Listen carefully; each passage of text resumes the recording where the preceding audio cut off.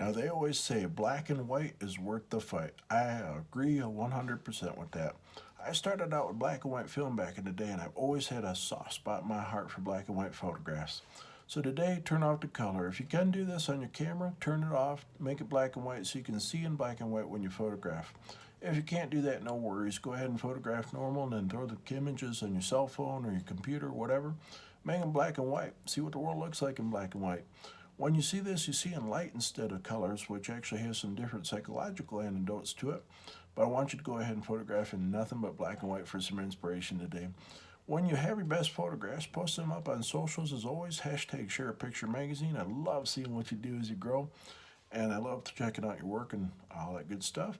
And don't forget to like and subscribe where applicable on my channels so I can give you some further inspiration. I'm going to create a whole big more series of this, give you some inspiration as you go about.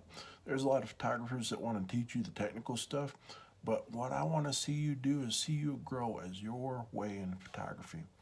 And so get going. Go photograph some black and white photographs. Thanks so much. Have a great day.